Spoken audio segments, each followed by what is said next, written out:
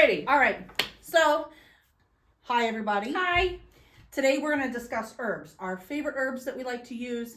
Donna can't talk about her favorite herb. I can, but I can. Tis legal in Maryland now. So. Can we say that? So anyway, we're going to Yeah. talk about our favorite herbs and their uses both, I guess all like culinary, spiritually, and just all around in your everyday use. Mhm. So, Yep. okay. How do you want to get started today? I want to hear your history that you did. Oh, on the okay. So herbs. I went through all my, like, there's a lot of stuff that I've just learned over the years, and I went through kind of what I intuitively know or what I've picked up, but I also did go through some of my books to prepare for this. I studied, and I found some interesting historical facts. One saying that rosemary, it dates back to 5000 BC, and it shows up in like rituals then. There was one That's pretty cool. chamomile. It dates back to Neanderthal times, and they have evidence of that in caveman times. So I thought that was pretty cool. That is cool. And I think as we go through, I wrote down some like, oh yeah, I found this other fact. But those are the two that I can see right off the bat from my That's list. pretty cool. So I thought it was fun. And herbs are actually, I mean, if herbs are mentioned. See, there goes my hand. See, we've noticed through this that I talk with my hands. We both do. Yeah. Interesting. Sorry.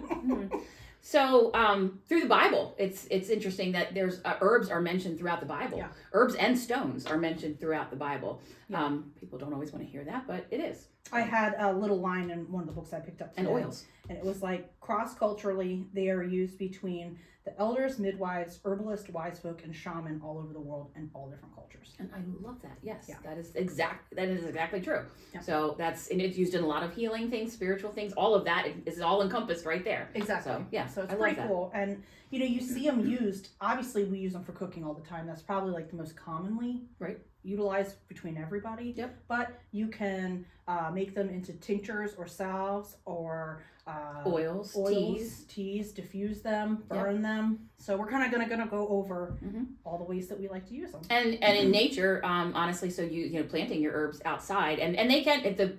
One of the great things about herbs is that even if you live in an apartment or something, if you live, where you don't get a lot of sun outside, you live in the middle of the woods, you can put them in pots. Yeah. And put them in On a your sunny area balconies. on your deck. You can put them on a balcony. You can grow them inside, which is really cool. You can grow Have them. you ever under- used any of under those like lights. countertop ones? They're pretty expensive, but they look like they're Oh, the ones that they sell in like a little thing, and they're like an all-inclusive little. it has a little light with it. So Yeah. I've never used one of those just because I've always had outside. Right. But I wonder if you're in an apartment situation, if probably I don't Those see are why fun. not. I Yeah. mean, I don't see why it wouldn't. I Yeah, mean, it's they got the probably- light and everything with it. they probably would be tender too. Yeah. They don't get hardened off. Yeah, I don't know how fast it would. You might have to have a Yeah. couple to kind of keep them growing and stuff, Yeah. to have a reserve to use. Right. Depends on what you're using them for.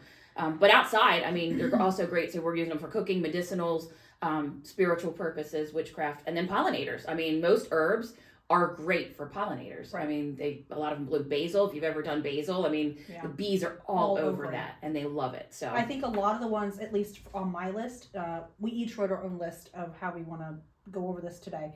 And I think a and lot oddly of enough, mine- they're very similar. yeah, so shocking. So shocking. that Donna just won't get her own life. So Yeah, that's what it is. that's what it is. Yeah. So I know most of mine on here are quite easy to grow yourself. So it's not like they're obscure. Right, and I think most herbs, and I'm trying some different ones this year, that are definitely going to go in pots because they're not, they're really not for our zone. They're not winter hardy. You can bring so them yeah, so I'm going to put them in pots, keep them out during the season, and then I'm going to bring them in. So Yeah. this is going to be an experiment this year, like with ashwagandha and stuff like that. That I I'm can't going wait to try. to see how that goes. I can't either. I hope I'm not disappointed, but I'm going to No, try. no, I don't know. It's always I It's try just to such like a good herb. I try to do a lot of tried and true stuff every year, but then every year you challenge yourself a little bit too Yeah. and try something new. Yeah, I think I'm up for the challenge this Yeah. year. I really do. Yeah. So that's what I'm going to try.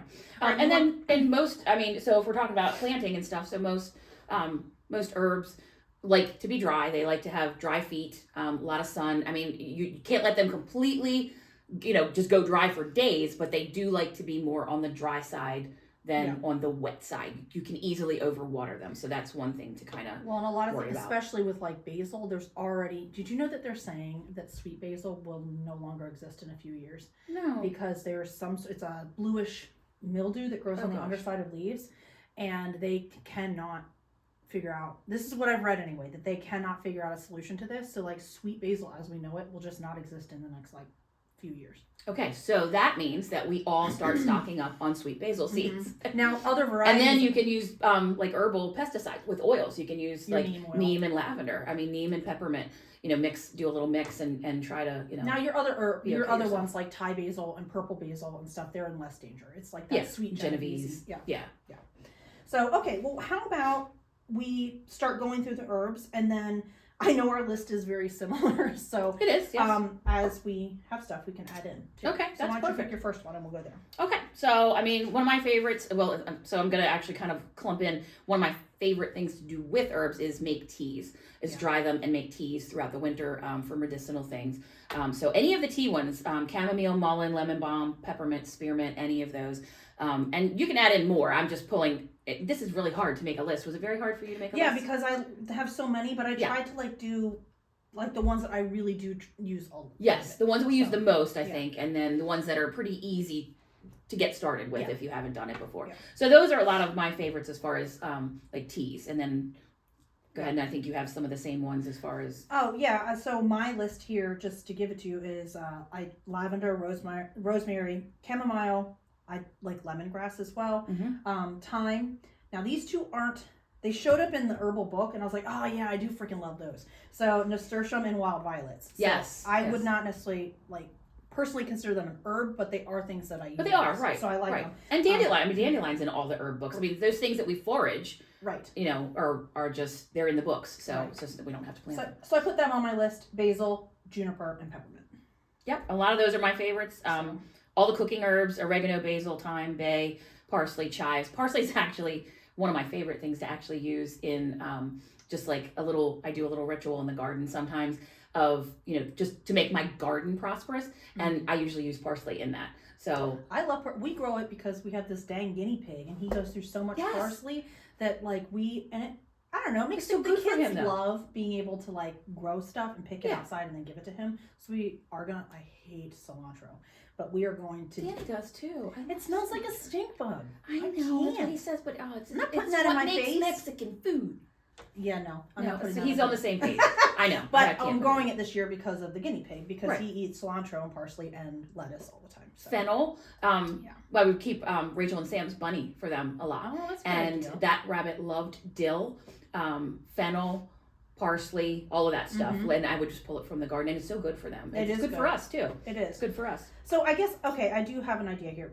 Before we get into each herb, let's do a little on how people use herbs. Okay. So you see a lot. We're kind of winging this today. Yeah. Well, Trying a different format Yeah. and trying some different. Are we things. doing okay? Yes, give us your feedback. People burn herbs, and they do that. That's where the charcoal briquettes come in real handy, because then you can like put a couple herb leaves on there and it's not overpowering. Incense. I know we both love Maroma incense, and they are essential oil based, and they're all natural, and they don't give you that like. Right. I burn a lot of incense, so Yeah. they make me feel like I'm not putting all these chemicals. And we in my both have house. asthma, and I don't know if you react to it, but I do really well with Maroma. I don't. I It have doesn't no bother me problems, at zero. all. Now, And I have some- birds, and birds have air sacs, so a lot of people don't burn incense. I've always burned with that, and There are some of the it's ones not in the that you- room, but it's in the very next room. Yeah, there are ones that I have seen. I won't name brands, but I've seen them, and they are highly chemical. And as soon as I start burning them, I've been gifted them before. I can't even burn them in the No. house because immediately I get a headache. And so Yeah. the And then Maroma, start wheezing, and then you can't breathe. Yeah, the Maroma is a great brand. Yep. I stand by that. Essential oils. So Donna and I both do a lot of essential oils and I have for a long time. I've been using Young Living oils for 12 years. I know they're an MLM, but I believe in their product, and they are very widely respected, Yes. and their business practices are good. So Yes, and I do too. I sell it. I've been using it for about 7-8 years now, and just because it's an MLM does not mean it's bad. So people do look at that sometimes, but I really do respect their practices. They are sustainable. They will stop selling an oil if they can't do it sustainably until they can again. And So I don't think I love that. people understand too that not all essential oils are created differently. That crap that's available at Aldi, don't buy it. There can While be, we love Aldi, I love Aldi. we do, but don't buy that. Don't buy oils at Aldi Or the gas station, or Walmart, or Target. It's not the same. Be careful even buying them off Amazon. They're not created equal, and they can include a lot of filler ingredients, and some of them can also be carcinogenic. So you have to be really careful when you're using oil. So I trust Young Living. Me too. Donna trusts Young Living. Totally.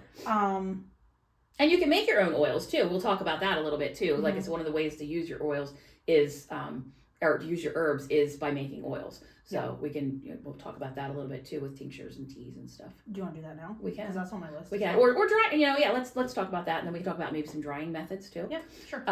Well, let's do drying methods first, because there's so many things that you can do with herbs, whether it's fresh or by drying. I tend to dry a lot. I do too.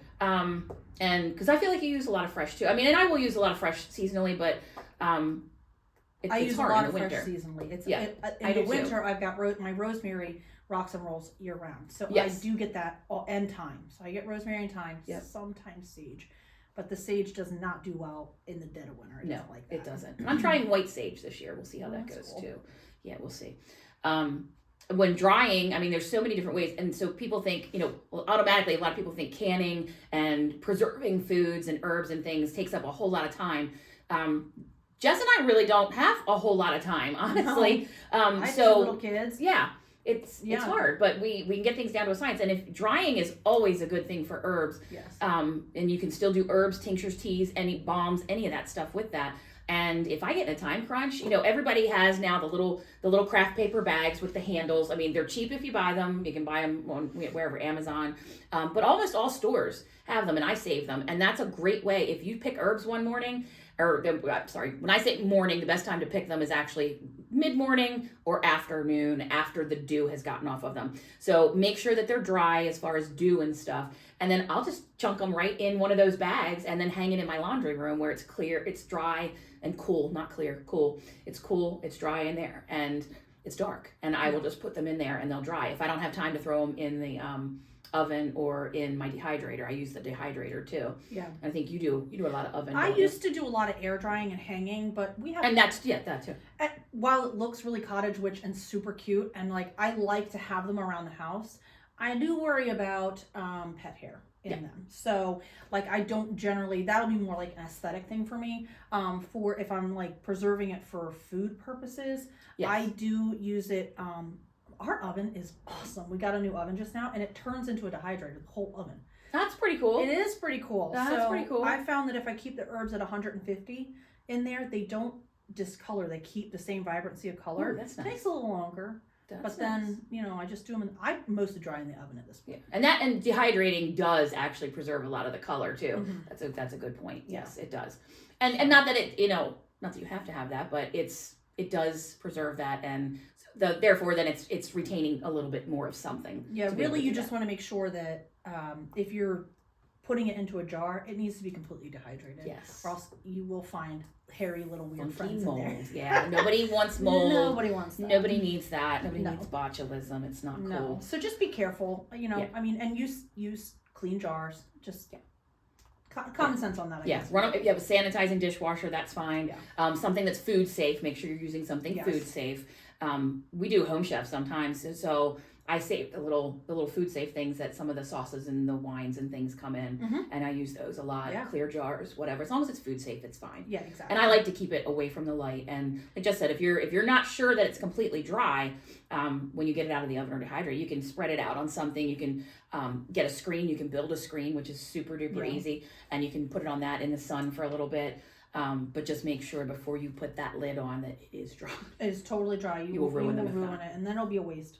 Yeah. So, and like a lot of times, because our stove now is propane, so I do try to make sure I'm like thinking ahead a little bit so that I'm not just using the propane for like a small. So I will do a drying day. I'm not gonna lie. But then you're getting more in there and preserving the propane, which is good. It's just so that it's not super costly, in terms of natural gas, right? Because that is expensive. It is expensive. So that's like part of homesteading is being confident in your food and connected to your food production, but also theoretically you're trying to save money. So you have to make sure that whatever process you're choosing is not costing you an arm and a leg. You're doing everything very efficiently. You're trying to do it Right. the most efficient that you can. Right. So, and that is part of it. Definitely. So, do you want to talk about taking the dry herbs and then turning them into oils? Yeah. Go ahead. Okay. So oils, with the dried, you can do, you can actually boil, and then you can actually put them in there and then let them sit for, so if you wanted to do a tincture, you're going to actually, so tincture is actually with alcohol. And then what's the other one I'm thinking of? You're with, thinking of an extracted oil. Extracted, yes. So that way you would actually boil it, you would put the herbs in, and then let it sit somewhere for 4 to 6, 6 to 8 weeks, and then use the oil after that. Strain it out, you'll strain out everything, and then use There the are oils two after processes. So I've done it the long way. Yes, and but then now that I'm like, talk about the quick way. Here, I've got like, I got one of these here today. So I do a lot of apothecary stuff for my shop, and I honestly, the waiting 6 weeks, it's a long. It is hard to wait. It's hard to wait when you're trying to like produce for a Yes. shop. So you just put it in a double boiler, the oil and the herbs, and a double boiler for 2 to 3 hours, and gently simmer, and it has the same theoretical. Right. But Without the wait. Yes, Yeah. and a lot of times, though, if me and the kids are doing something, we'll do the 4 to 6 weeks, and like it's not instant gratification. It's a long process. Yes. So And a great way to actually use oil also in there is, and I do this every year with herbs, because you always end up with an overabundance of herbs. yeah, all of a And sudden they I just feel like you take never off. have enough, but yeah, they take off, and then you're like, oh my god, I can't You're keep like up. watching it forever. Yes. Yeah. And all of a sudden you got so much. You can layer your herbs, and it's great for basil. It works great for basil. It works great for rosemary. You can actually take just a canning jar, same thing, make sure it's really clean, and you're going to layer it with salt and oil and herb. Salt, oil, herb, all the way up to the top. Keep it in the refrigerator. It will keep in there for up to a year, and you can pull out little bits and just use it for cooking, which is really cool. Yeah. The only thing is, because of the salt, if you're putting salt in your food, you're going to want to use a little bit less, because it does have a little bit of a Retain a more, bit of it. yes, it soaks up some of that salt, but they stay nice and green and fresh, and You can use it's just sugar an easy too. way. Really? Well, the sugar scrubs that I make for the shop, Yeah. you just pulse. It's like, I don't know, you kind of gotta go by feel. It depends how wet the actual herb is, so it depends each one. But you just pulse That's herbs with sugar and a food processor, and then put it in a baking tray, and then turn it a few times a day until it completely dries out. Add Ooh. some other stuff to it. You can make a sugar scrub, but yeah, sugar will do it too, because it's That's a cool.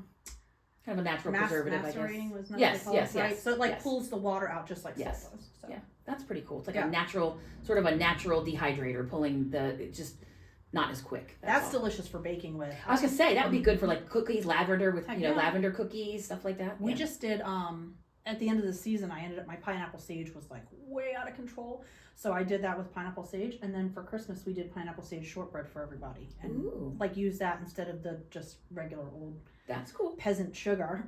Yeah, it's not the typical sugar. Yeah, and you can do that. You can do that with violets too. Yeah. You can do that with violets with the sugar, and make a violet sugar. Lilacs. Oh, Lilacs are getting ready to bloom here. It's coming up Those are soon, my and favorite. I've done lilac jelly and lilac sugar before, so those are fun to do too. Yeah. And same thing, good for baking with cookies and things very like that. fragrant. Breads. Mm-hmm. Yep, love Yeah. that. Love that. Yep.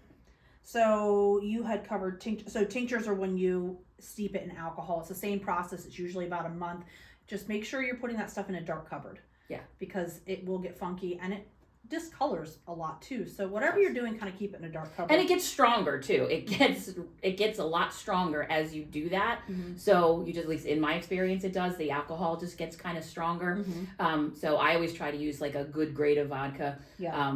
It's some people use cheap stuff, but I just find that it's better in the long run. I think in my experience, that's the way I've done Yeah. it. I think it depends. A lot of people, it depends what your end goal is with it. Are you taking it as a tincture and a dropper every day for like health? Are you making a gin and tonic out Yeah, of it? Like, what? yeah, exactly. What's your end Exactly. goal? How are you going to use it? Yes. Yeah. What's yes. your plan? Yes. And vinegars, you can take a lot of herbs and do the vinegars Yeah. too. So like And those syrups. syrups and What about vinegars, syrups? and they're great for cooking with. So Mhm. preserve Both the of them, vinegars will last. I would confidently use a vinegar for like at least 6 months. And I don't know that there is. I've always done vinegar by adding it and just letting it sit. Yes. So I don't know if there's a quick way to do vinegars. I don't know. I've always done it with like the month-long process. Okay, putting that's it in what the I've done vinegar, too. putting it in a dark cupboard for a month, and then letting it do its thing. Yeah. And then taking the herb out when you're Yep. done. Because if you don't, first of Yes. all, it continues just to get really strong. Yes. Okay, so I think that probably covers like executions of it, right? Yeah, I think so. All right, you want to move on to actual herbs? Yeah, let's move on to actual herbs. So let's see. I mean, and I love all of the herbs. I do love all of the herbs. All of the herbs. She loves all of them. All of them. I do. I can't get enough.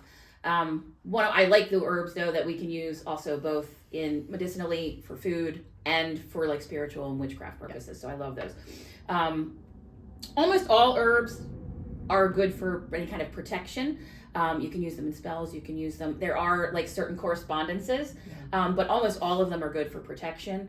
One of my favorites is mugwort, which is good for like female issues. It's good for digestion. It's good for blood pressure. And then you can also use it in witchcraft as protection, healing. It's also good for circulation. That's for circulation one I've never issues. used. No, No. Mugwort is good for a lot of things, and it's really fun. Actually, mugwort is really fun to work with in witchcraft. So that's one of my favorite ones. Straight out of Harry Potter. Yeah. yes. So much. Yes. Okay, you want me to take one? Mm-hmm. Yeah. Okay, I'm going to start out with lavender because if you're going to choose one thing, it's down to the oils, like the essential oils. Like they always say, I started using it, I don't know, my son was an infant, so like 12 years ago. And they're like, if you buy one oil, buy lavender oil because it has 1,000. They call it the Swiss Army knife of oils. Yeah. It's got like 1,000 different uses. It's antibacterial, antimicrobial. It helps with calming and sleep inducing. It's good for healing. I wouldn't put it on something that's got stitches, but you could certainly use it on insect bites, rough skin, like a skinned knee. Eczema, anything. It's great for skin. Small abrasions.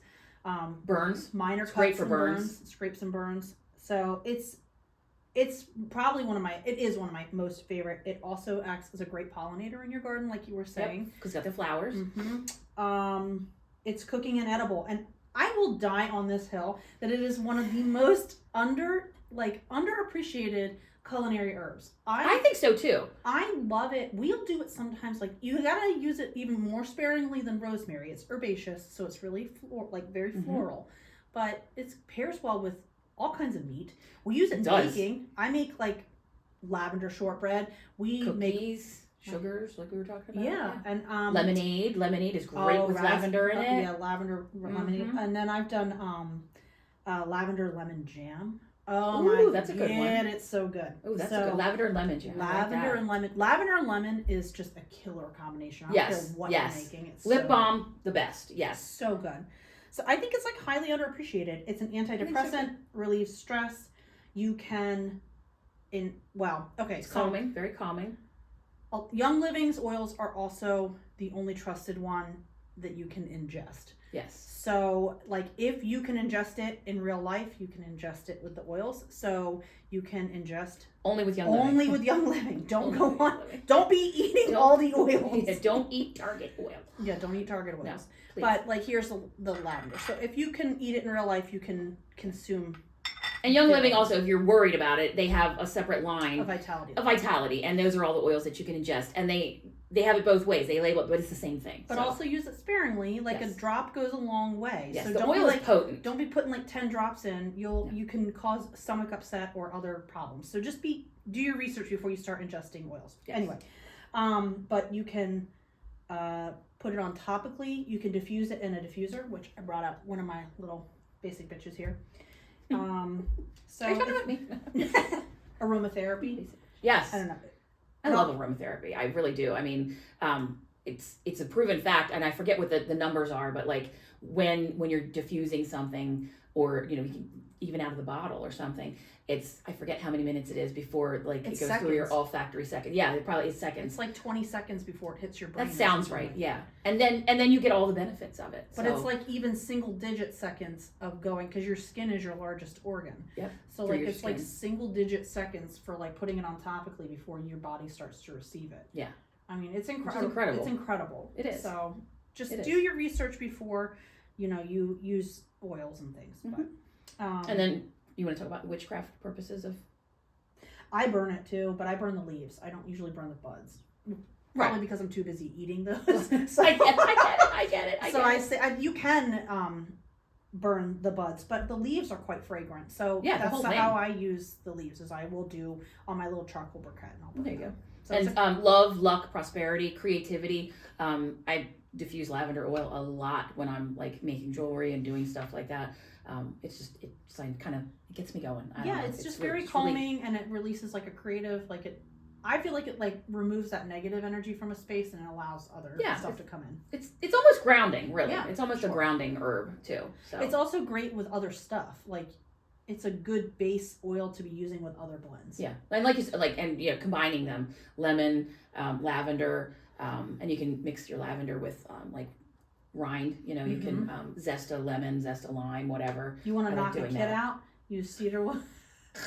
And lavender. Cedarwood and lavender. Lavender and cedarwood, man. It'll knock a kid Come right here. out. Come here. Go to bed. Sneakies. Go to Put bed. this roller on your neck. Okay, you're up. Would you- Rosemary. I know Rosemary's probably That's one of on our my favorites. So how about you go over medicinal? I'll go over witchcraft. Okay, there's a couple interesting medicinal purposes. So one is that it stimulates hair growth. So you can take fresh lavender out your garden, a few sprigs of that with a couple cups of water. Boil the water first, put your sprigs of rosemary and let them steep for about 20 minutes. And then add in 2 tablespoons-ish of like apple cider vinegar. I can't do it anymore with my blue hair because I'm afraid of what it'll do. You go rinse it out. But I used to do it, and you can just like, so 2 tablespoons of apple cider vinegar, water, and then the rosemary. Let it steep, and then in the shower, like Like a rinse. a rinse, put it in your hair and like massage it in, and then leave your hair to last. So let that kind of do its thing while you're washing the rest of you. Rinse it out, and it's incredible how soft your hair, and it removes a lot of the impurities from your hair, and it Soap residue, shampoo residue, Yeah, and stuff. I find that it even takes hard that off. water stuff, like from your hard water. So you can do that, and it also helps the follicles, and it will stimulate hair growth. People who have thinning hair, Circulation and stuff. Yeah. I've seen people that have those little knobby brushes or fingertips, and they'll put rosemary oil on it and then rub it in to the follicles. I don't know, once a week or something. Yeah. And then it will stimulate thinning hair. And I've used it in a spray bottle before too. And you can actually add peppermint with it because it's the same thing. It increases the circulation and it's just kind of invigorating. It makes your scalp feel all tingly. And it's also supposed to like help with memory loss. Like ingesting eating lavender in your That's pretty diet cool. is supposed to help with retaining memory loss. I We're did not good for know like dementia and Alzheimer's patients. That's pretty cool. Also, we're not doctors. So yeah, we're not doctors, but so saying that though, I mean that's one I did not know about, and that's like in somebody that has dementia or Alzheimer's, diffusing would probably be great for them. You know, it's supposed to just stimulate. I guess like I always think of it as a head stimulating herb. Like it's doing your hair, your brain, like all this. I don't know. So. And with hair, I actually put a couple drops in my my mascara bottle. When I get a new mascara, I put a couple drops in there, and I just put my mascara on as usual, and it has really helped getting, as you know, when you hit menopause and things, your hair starts to thin and stuff, and my eyelashes were disappearing. So I started doing that, and it's fine. It doesn't. I don't even know that it's there. Smells good, but that's it. And it doesn't, affect my mascara in any way, and it really helped kind of thicken them back up. That's amazing, and I wonder if that's that hair stimulating part of it that's doing that. That's what I think, yeah. But it's also an insect repellent. So like a lot of times, like when the kids were really little and they were super disgusting and in preschool, we would I should start doing it again. But we used to put rosemary oil in their shampoo and then shake like a few drops, and then it would help with like lice and stuff. Because like every time a lice alert comes home from the school, I'm like, burn the house down. Yeah, pretty much. So it helps with that. Yeah. It is a natural insect. It's a micro. A lot of herbs are natural insect repellents, which is great. And so like burning them or planting them, around your like sitting areas outside, keeping pots of them out there around your porches and things, that helps. If I'm feeling real rich in rosemary at the end of the season, I'll like cut a couple sprigs and then throw them in campfires to help with like mosquitoes and stuff. Yeah, definitely. Yeah. I like that too. Yeah. You know, like and then maybe like a fire starter with it. Then I feel real like positive, because I'm all just. You're getting the whole thing. You're getting the whole shebang. You're getting all of it. The aromatherapy. You're getting all of it. All yeah. of it. Yeah. Yep. And no bugs. Yep. There you go. No bugs. You want to talk about it spiritually? Yes. So lavender spirit. Is that what we were doing? Rosemary. Rosemary. I'm sorry. I'm here to keep her on track. I know. Sometimes I just lose track of things. Again, rosemary is one of the biggest protection. You need the memory oil. Yeah, give me the memory oil. Give it to me. I got the memory oil. I need it. Protection, like I said, almost all herbs are protective. Rosemary's a big one for cleansing, smudging, that kind of thing. Dreams. I actually find that it's great for nightmares. Actually, just keeping a That's bundle on of my rosemary. list. Is it? It says repels nightmares. There you go. Yep. It does. And I suffered for a long time from really bad nightmares, and just keeping a little sprig of that above my bed. I just hang it on the curtain thing above the bed and just freshen it up every once in a while, and it's great. It really does help. Interesting. Calming. It's also a great thing. This is one of my favorite things to do, is to add it to peppermint. And then and I usually use the oil, whether I make the oil or use Young Living. Spearmint, peppermint, lavender. So either one of the mints and then lavender, and you can do a door wash with that. You actually just literally putting it on a rag, washing down your door. And yeah, it's a great way to actually kind of create like a barrier. I like to do it when my brother's coming over. I like to do it. I like that she trusts he's not watching this. He's not. He's not. Trust me, he's not. I do like to use it, and not that we invite people into our house that we don't like, but if people are coming over I don't know, that kind of thing, or if something's just feeling particularly, I don't know, off or something, I will do that. It's a great thing to do when you're spring cleaning as well, doing that. And sometimes I'll just do like dry herbs, sprinkle just across the doorways if like a bunch of people are coming over or something like that. But I love that. And you can do that as a floor wash too, honestly, just as a kind of a, quick area cleansing, that kind of thing. Plus you're also cleaning at the same time. So it's kind of twofold. There you go. Mm-hmm. It's my favorite to burn.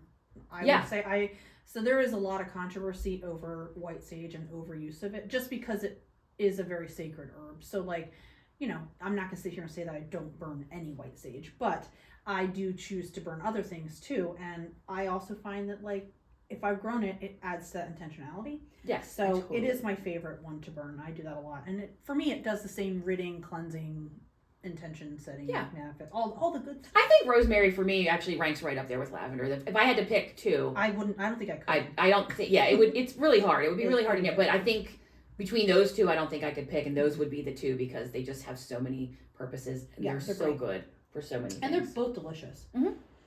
All right, next, what you got? Bay. That one I don't have on my list. Go ahead. No? Okay. Bay is great for, it's antifungal. It's great for respiratory things. It's a very grounding herb as well. Great for cooking. We all know it's great for cooking. I love bay for witchcraft too. Bay is a great thing.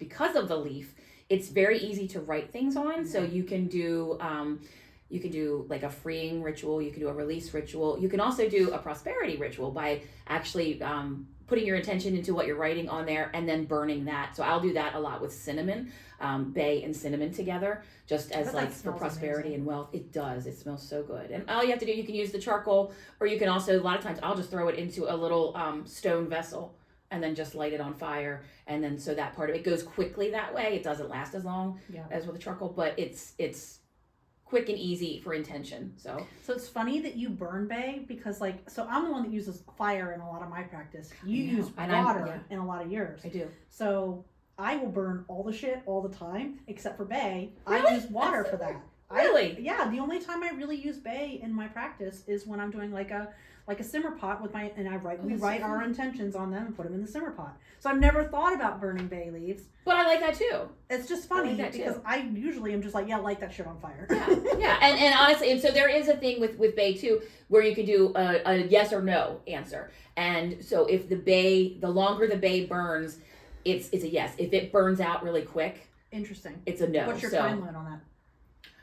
Honestly, I've only done that one a couple of times, and so I don't know. I mean, you could kind of go, and I have had bay burn out really fast, and I've had bay burn a little bit longer. So that's pretty cool. It is. It's kind of cool, and I've only done that maybe 2 or 3 times. So I don't know that there is an actual time limit.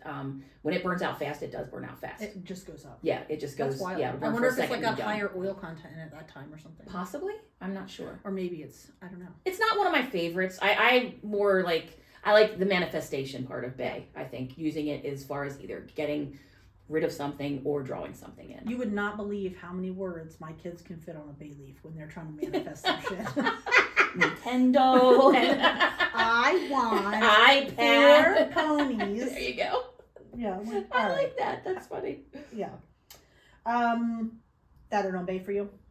Yeah, that's good for you. How about we talk about chamomile for a second? Yes. That is one that is great for calming. It's calming properties for inducing sleep.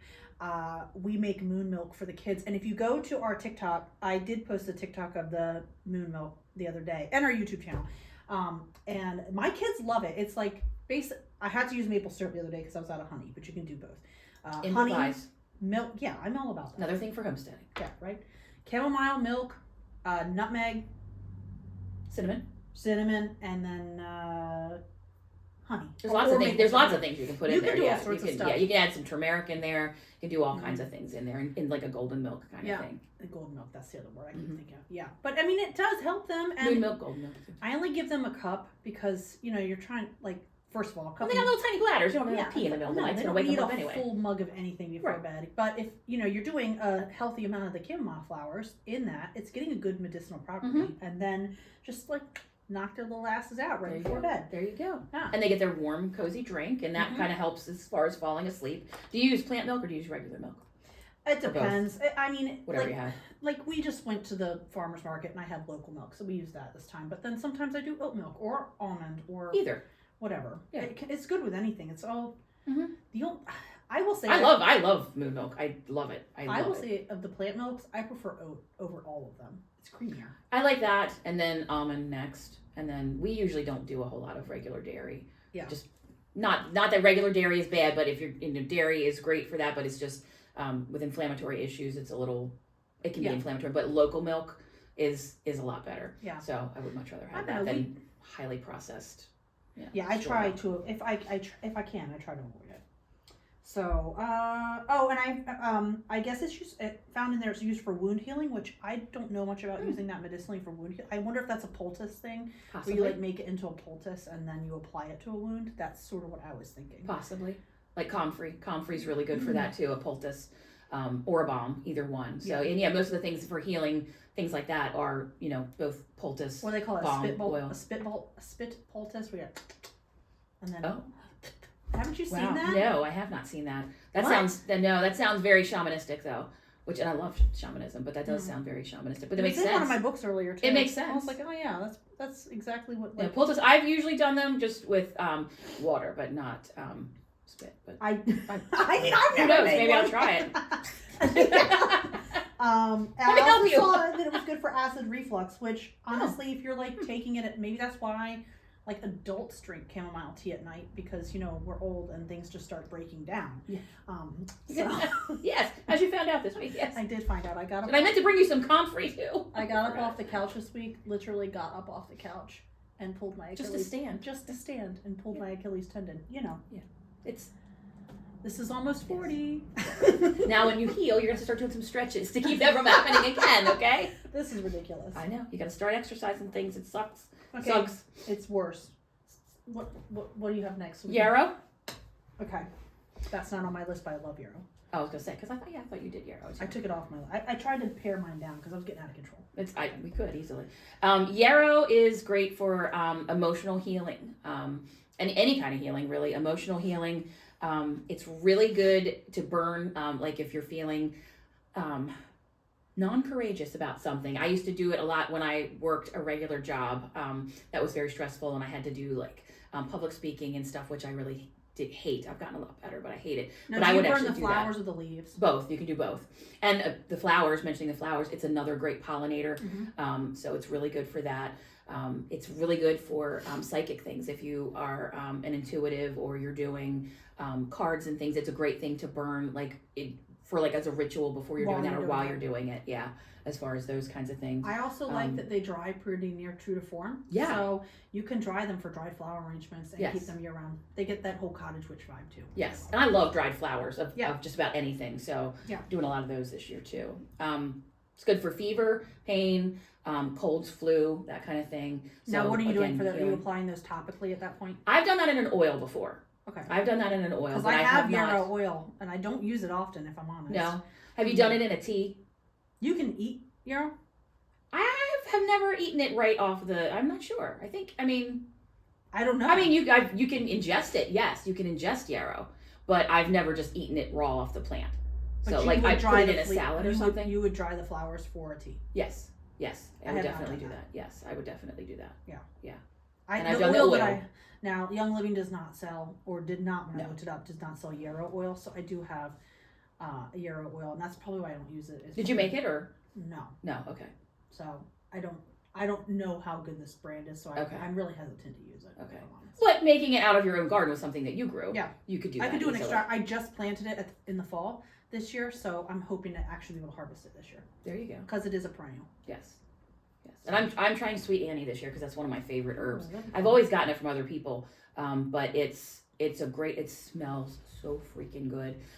Lots of properties, anti-inflammatory. That's one of the main reasons I'm going to use it. But again, its manifestation and spiritual powers are great too, and it just smells so freaking good. So I have some dried right now that I'm going to do with some oils. That and doesn't I really it wanna like do Sweet Annie. suspend nicely in an oil too? Like it looks so pretty Yes, in there, right? yes, because Yeah. it's like little balls, little Yeah. tiny white, right? Yes, So yes. So I'm not sure if I'm going to strain it out or not. I'm not positive. pretty cute. It is, and it smells so good. Again, I want to use that in like some fragrance oils and stuff. What are too. your favorite carrier oils that you use? It depends. It depends on what I'm doing it for. So, Mhm. like, if it's going on the skin, I do prefer grapeseed oil. It just absorbs faster. Like, if you're, like, for muscles and things. I mean, most rollers are going to go on the skin, but for, like, things that if you're applying it to, like, a big area and you need it to be gone fast, I like grapeseed oil. Mhm. Coconut oil is my second. Doesn't. I do like that it has a fragrance, but sometimes I don't want the fragrance of that in there. But I also find that it sits on the skin a little bit longer. It does absorb, but grapeseed oil just goes in so Right in. fast. What are yours? I like sweet almond oil, and That's I, great for face. it is a good one. And then I like coconut oil for. I like the liquid versus the solid. I find the liquid has less of a fragrance, but sometimes Yeah, I depending think on you're what I right. make, like when I'm making the balms, you can't use liquid. You need the hard fat for that. So I don't know. I would say sweet almond and coconut, but then people like jojoba too. which is also a good Yes, one. and when I make fragrance oils, I use jojoba for that. Mhm. I use organic jojoba. So, Mhm. and I ordered some jojoba seeds. I'm gonna try that too. Check It's you going- out. It's going to have to go. She's gonna have a whole distilling factory in I her know. yard. What's that witch doing over there? What's she cooking up in the backyard? Yeah, I want to try some of those ones that I've never done that, like I said, are not really for this zone, but I'm going to do them in pots and then try to overwinter them. It'd be So. fun. I mean, which- it's nothing's gonna hurt just trying. So. No, and I figure we both use those things, so we can share them. So Yeah, it'll be fun. great. Yeah, It'd be so fun. I'm gonna try it out. We'll see if I end up disappointed. I don't have much to add on this one other than I just really like the way it smells. Lemongrass. Mm. It's one of my favorites to cook with. The stalks and the leaves are edible. We do a lot of time. It's very potent too. So like I don't ever use more than 2 stalks at a time because it's very fragrant. Strong. It's very strong. So then a lot of times I'll just like use the stalk, whap it with the back of the knife to release some of those oils and fragrance, throw it in with like jasmine rice and then pull it out. And it's just aromatic in that way. So how much would you put in with like jasmine rice? I would do 2 stalks Okay. and that's it. I've never grown lemongrass, so Really? Oh my gosh, it's so easy. I've always bought my lemongrass, and because you can use it for smudging. Once it gets purposes, going, too. it's One of my in- favorite smudges. Yes, I just made those smudge ones this fall out of them. I like Oh, really? Okay, that's cool. the little witch's broom ones. I Yeah. did, Oh, they yeah, were yeah, yeah. lemongrass. Okay. Yeah. Oh, that's cool. And I do like the way that smells. I also like the leaves for tea. A lot of times I do a lemongrass and honey tea, especially if we're sick. That's usually what we'll do. I like that. But I also like it I use a lot in my balms and stuff like that. I like the smell. It's very fresh and very clean. And it's very It is. uplifting. I love the smell of lemongrass. I use the oil, lemongrass oil a lot. I use an obscene amount of lemongrass oil. I'm not gonna lie. It's okay. I love it. It's a good herb, and I love it. I've never grown it. So It's so easy. It's like it's a bit is tropical. it perennial? No. Well, maybe it is, but I think it's like I could be wrong about this, but I think it's from Thailand. So Sounds right. it's a little bit on the tropical side. So here, as soon as the frost hits, it's done. It's done. Okay. But once it gets going, you can't stop it. It's incredible. Maybe I need to try some. It's this year. so You got any easy to extra grow. seeds? We'll have to try it. I buy them as the plugs from that little farm that you're going to go to with. Oh, okay. Okay, I'll get them there So then. I get them, That's and I get them as a little plug, and they're literally this big. And by the time the summer hits, love each that. plant is like this round. It's fine. That's insane. awesome. Yeah, I want to try some lemongrass It's this so year. easy. That's cool. Mhm. I like that. Okay, what you got next? Mullein. I love mullein. So let's talk about mullein. Mullein is great for protection. Again, most herbs, like I said, are. I love mullein for dreams. They're good for dreams as well. Grounding. Mullein, my favorite use of mullein though is I have asthma. You have asthma. I meant to bring you some today. Sorry. And mullein. Now I'm gonna die. Sorry. So sorry. Between the foot and the asthma, I'm dying. And I forgot to bring the I'm herbs. falling apart. But mullein is one of my favorites because you can use it in a tea. You can use it. It's great for anti-inflammatory things as far as making a balm or making a salve, that kind of thing. My favorite use though is of course for asthma in a tea. Mullein can grow. You can grow it from seed. You can get the seeds yourself, or you can also. I have a huge crop that's going to be there this year, which I'm so excited about. It tends to grow in places where you've moved things. Yeah. So like our wild mullein started growing because Danny moved our manure pile a couple years ago. So last year, all this mullein started cropping up. It was just really happy and cropping up. So what happens with mullein the first year is it does not bloom. The first year, it will bloom the second year, but then it's done. So what will happen is this year... Does it self-seed itself then and keep going? It will do that, but I'm harvesting a lot of seeds this year because the second year it'll bloom and it sends up this huge stalk. I see them for burning, like when you burn the stalk. Exactly, and I want to make mullein candles. So you can know. take those bloom stalks and coat them in wax, and hopefully Donna doesn't catch the house on fire or something. So, yeah, I don't like to put those things out there, but I just did. So hopefully that doesn't happen, but they make beautiful long candles, and it's a woody stalk, and you just hold them with that, and you can add different herbs in with it. So I think we do this together this year. I really, really want to do them. That's why I want to grow mullein this year, and I got some mullein seeds. It's because I want to make those mullein candles. Yes, I love them. Yeah. So we want to do that. Also, isn't it that's part of like a generic birdseed mix? Yes. Isn't it? So yes. like it's very good for the birds and the. They love it. Yeah. Yeah. So I'm hoping I get there before they do. Yeah, exactly. So I'm going to be keeping a close eye on that. But mullein, it kind of looks like lamb's ear. So, and you will see it growing wild, and you can collect it wild. That's fine. But a lot of times you find it growing wild on the side of the road. Yeah, you don't. Because you got exhaust from cars. You've got spray.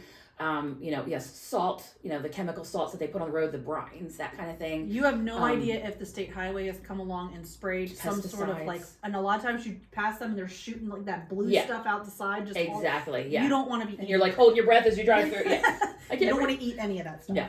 So it's good if you're getting in the middle of a field. Same thing. Like my field where I collect it, it's my field, so I know we're not spraying anything there. I know we use natural fertilizer and nothing is sprayed there. But mullein, best way I use it is for asthma in a tea. The only thing with it is because it is a little like lamb's ear, you have it's got the little fuzzies, and the little fuzzies can sometimes irritate your throat. So just be careful with that. As far as what I do is I take coffee filters and I have a little infuser mug, and then I kind of cut the coffee filters down and put that inside of the infuser part, and then do my hot water. They also settle to the bottom, right? What, the fuzzies? Hairs? Are they that heavy? No, I don't think so they can get suspended throughout. Yeah, I think so I just use the coffee filter inside of the infuser, and then that keeps that from and did any of it get through? I'm sure they have, but I've never had throat irritation from it, but I've always done it that way. That's a good idea. I've always done it that way. But it really a couple times a week helps with asthma, and if I find that I have, randomly an asthma attack or something, I make sure that I do 2 cups of mullein tea that day. That's a good tip. Yeah, and it will keep it at bay. It really does work. It's great for respiratory things when you have a cold, any kind of like mucusy stuff. It's great for that. A lot of things too about these herbs is they are good natural like allergy fighters because they're grown in your area, so they're helping to like fight those allergens in your area. Yes, too. Lavender's huge for that. Mm-hmm. Rosemary, there are all of them. Yes, they actually combat. People look at flowers. I think it's the same reason too. They look at the things that flower and they go, oh, well, I don't want that in my baked goods and stuff. They don't realize that it's a flower, but it's so good. It tastes so good. Mm-hmm. And the same thing, they think, oh, it blooms, I'm going to be allergic to it. But no, in that form, it actually does help your allergies. I have a friend that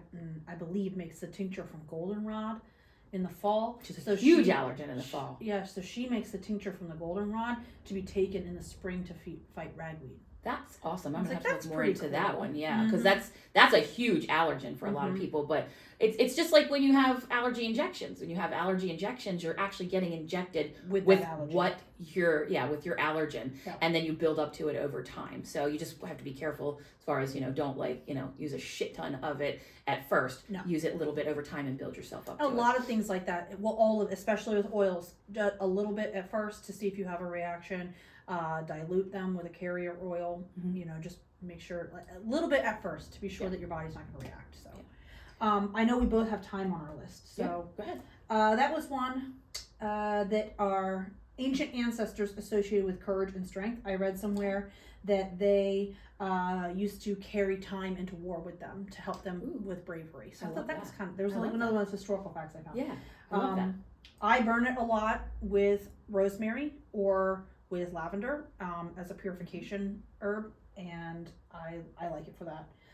And Nothing smells like thyme, so it smells so good. it's like, it's so woodsy and Very herbally, earthy. and I just love, it's one of my, that's up there too. I know. I It just is. smell it all the time. I love it. We can't get enough. That's another one that was recommended for nightmares and sleep.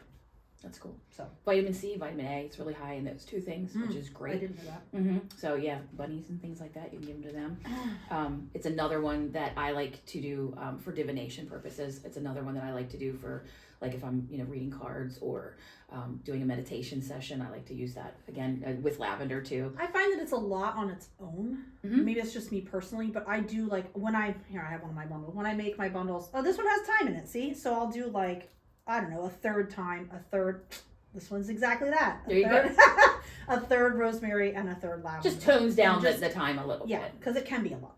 So, And she's got Palo Santo. and I put Palo Santo in there, Mm-hmm. which was brought back by a friend from Ecuador. There you go. Sustainably harvested. That's it. Always. Always. Always. If Okay. you can. What you got next? I think that was it on my list. Okay, so I have a couple flowers here, nasturtium and wild violets. Wild violets are more forageable, and the leaves and the flowers are edible.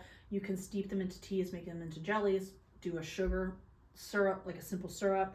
They're really fun for kids because as soon as you add lemon juice to it, it goes from indigo blue to like a vibrant hot pink. And it's a beautiful colors. And it happens like I posted pictures of that the other Did day you? when I made my If you it's want to have fun beautiful. with your kids, take a couple cups of boiling water, steep your violets in there. It'll turn indigo blue, and then squeeze a lemon into it. Your kids are going to think It's like a science experiment. They're going to think it's the coolest thing. Yeah, it's beautiful colors. Nasturtiums, they're very beautiful. They also are great for planting on borders around gardens because they repel rabbits. So same with I know that. marigolds. That's cool. So marigolds and Yes, marigolds, nasturtiums will help keep like small critters out. Now I'm pretty sure they attract deer. So I don't know what. So which is your problem? Which is your problem? Which would you like? But nasturtiums, they are actually quite spicy. Aren't nasturtiums one that you can sugar to and then Yes. decorate like cakes, Mhm. cupcakes, and things with? Yeah. Violets definitely, but nasturtiums Yes, you are can. too. Okay, They're so- awesome. And salads, aren't they good in salads? Yes, so the leaves and the flowers of both nasturtiums and violets are edible. So you can do both. So it's kind of I a mint love this salad. stuff. It's fun. Yeah. It just makes it a little more, I don't know, life is fun when it's fancy and It is. colorful. And this just popped into my head too. So same thing what we said about the mullein. Be careful where you're buying your herbs. Okay, so the herbs that like I know that the herbs that like Walmart sells, they are from a nursery that's very close to us. I won't say the name, but I don't even go there because the one time I did, it has huge signs about caution, heavy pesticides used in this area in their greenhouses. So you want to make sure that your herbs, that you are either growing them yourself or you're growing them. Like I would take herbs from Jess, she would take herbs from me because we both know how our practices are. But the typical herbs that you're going to buy at a lot of nurseries, I mean, the nursery should be able to tell you, but definitely Walmart, those kinds of things. Anything they mass have produced, pesticides they're on cutting them. corners. Yeah, and they don't want to sell. They want like it's like when you buy seconds for fruits and veggies. They're fine. We know they taste fine. They don't look as pretty, but a lot of these stores want things to look absolutely perfect. Picture perfect. Yes, So they're they going to have use all the pesticides. chemicals to Yeah. keep them that way. Yeah, so those things you do not want to ingest or use in a balm or anything like that. Yeah. You want to make sure it's grown totally organic. I agree. I have basil on here. I don't have much to say other than that. Then it's freaking delicious, and I love it. Many kinds. So many kinds of basil. There's curly leaves, flat leaves, tiny leaves. They're just fun, and it can help improve focus and concentration. So one of my kids has ADHD, so we use it a lot for diffusing while he's doing homework. Or it is a little hot to put on the skin neat, so you would have to use a carrier oil. Yes. So that do a little carrier oil and then your basil. And let's define hot and neat too. Okay, hot Since we're talking oils about are making ones oils. that can burn your skin.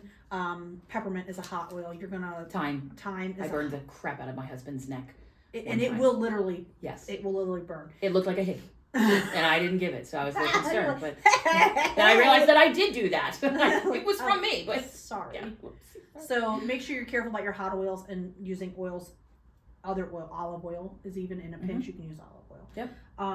And then neat is like you would have a neat drink. Right. It's, without it By itself. By itself. Yep. Okay. Juniper and cedar, not cedar wood, because keep that away from me. It smells like cat pee. I do not love cedar wood. I use it actually a lot, but it's not my favorite. But juniper, I love. I like to burn it, and I like to use it aromatically in my diffuser, and I like to use it in my it has a lot of skin benefits too, so I use it in my and there's a lot of magical lore associated with yeah. juniper. Just Not a with your Celtic mom lore and talk with your mom. Oh, when I was a little girl, my mom used to give us juniper berries to keep on our nightstands because she said that it attracted fairies. So and they would be protective and positive and come and visit you at night. So we used to always have juniper berries next to our bed. And the berries are actually also they're actually in this bracelet that I have, and I keep that on for spiritual pieces, for spiritual purposes. Look at that. Yeah, and they're little juniper berries, and they are also called Navajo ghost beads. Huh. I wonder how they keep them from getting crushed up. In a resin, maybe? I don't know. Yeah, they're just natural. They're just it must be the variety. They're pretty hard, yeah. Because the ones around here, they crunch pretty easy. Yeah, you can drill. Juniper is also really good for improving skin blood circulation and helping with healing and things. So if you're using it topically, it will help heal an area because it's improving the blood circulation to that area. Yes. And the last one, and I thought you had this one too, but peppermint. Well, I do. Peppermint and spearmint. I do have those up, yes, and within my favorites. Peppermint, spearmint, like we were talking about, they are so good. They're another one that's great, kind of like lavender for everything. Cleansing, smudging, all that kind of stuff. Great for your sinuses. Wonderful for your sinuses. You can also combine them with a lot of things. They're great for teas. They taste great in teas. I like using them in salads. I love them in a watermelon and cucumber salad, either peppermint or spearmint or both. Love that. Nice and cooling. Good Greek ingredient. Yes. And it's a cooling herb. So one of my favorite things to do, and I try to be really careful about my skin as far as sunburn. But if you do get sunburned a little bit, peppermint, lavender, and aloe. Great. And people think that because peppermint's a hot oil that it's not good for sunburn. No, you would not want to apply it neat onto sunburn. No, it's with a carrier oil and the other aloe. oils. Yes. But it does. It gives that real cooling effect. Yes. So great. Yes, I love that. And it's great for circulation as well. Anything that's like a hot oil is usually good for circulation. So that's always kind of a rule of thumb that you can use. Now you have to be careful with it around your eyes and stuff. But if you take a drop of peppermint oil and you have a headache and you put it on your forehead, I have the tiniest forehead, so I have to be really careful. That's better than a large forehead, though. I mean, it comes back to here or something, I be really careful. So, you put a drop, if you have a headache, on the front of your forehead or the back of your neck, and you'll be amazed at how fast you can relieve a headache. Way faster than an ibuprofen can take care of it. I have a oil that I blend that I make for headaches, and yes, no matter where your headache is, I recommend that you put it on the mastoid bones behind your ears and then on the back of your neck, like you were saying, because. And even though you put it here, some people think, oh, headache's here. But you put it here, and if it's summertime and you start to sweat, it's in your eyes, and that shit burns, and that's not cool. And then your headache is 10 freaking times worse. Not your eyes. So don't do that. It's so bad. Yeah, it's on your head, and it just works that way in those two areas, no matter where your headache is. Just use those two areas. Also, it's good for stomach aches and things like that. So that would be nausea? More like the tea. Turning it into a tea would be a great way to alleviate. I use it, when I have a medication that I take that makes me nauseous, and I'll put a drop of peppermint on my thumb and put it on the roof of my mouth. Peppermint oil, roof of my mouth, or chew peppermint leaves, honestly, right out of the garden.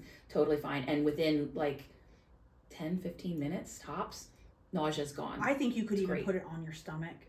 I probably, yeah. Because you can apply that digest to your stomach. Yes. So I think that you could probably put a drop on your stomach and it would just kind of go into your system through your skin. Yeah. But that's definitely. I don't know. Those are my favorites.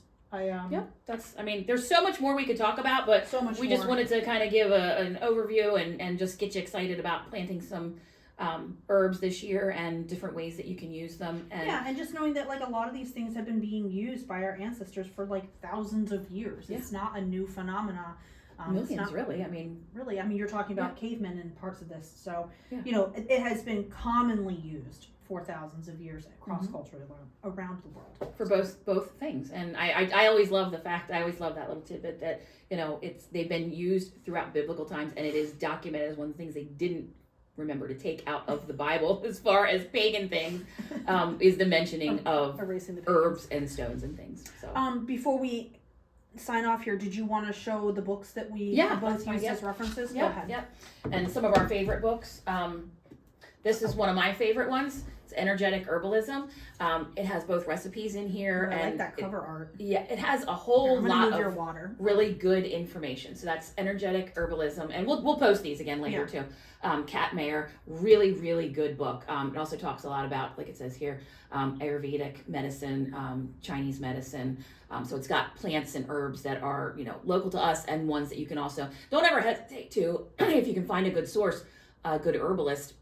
If you can't grow them here for any reason, it's not in our zone and you don't want to mess with it or something, just find a local herbalist. It's really becoming reputable. So widely popular now too. Like you can pretty much find one in any area. We have a lot of local ones. Yeah, we should do that. Plant Magic. I don't know if you have this one or not. I do not have that Love one. this one. And same thing. This one does not have recipes in it, but it's just really good documentation on all kinds of.